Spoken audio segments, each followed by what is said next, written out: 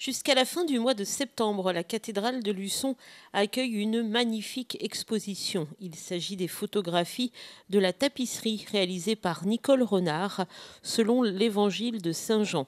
Un travail magistral et superbe réalisé après 24 ans et 48 000 heures de travail par une femme d'une grande humilité et le résultat est extraordinaire. C'est une œuvre monumentale quand on voit que ça représente 140 mètres de long en tapisserie, qu'elle a dû broder quelque chose comme 132 000 et quelques lettres.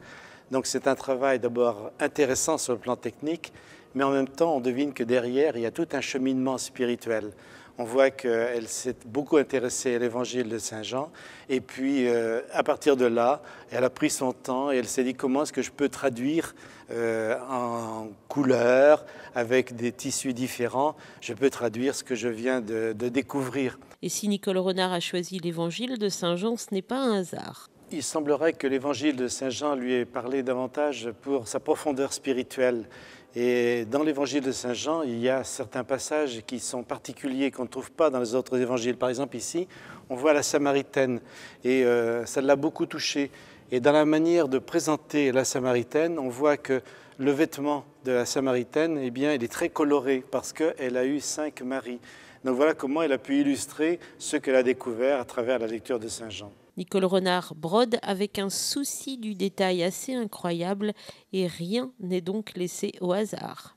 Le jaune, c'est la manière de présenter le Christ, mais aussi le rouge de son manteau, c'est les couleurs de la vie, c'est les couleurs de l'amour. Et puis le vert, pour nous parler aussi des prophètes, c'est un symbole de la représentation des prophètes. Donc voilà ce que nous avons voulu représenter. Donc, ce qu'elle a fait, puis en même temps donner envie aux gens d'aller voir la réalité de cette œuvre à Roche-Servière, dans la chapelle Saint-Sauveur, qui vient juste d'être restaurée, qui est ouverte au public et qui a en plus un joli retable.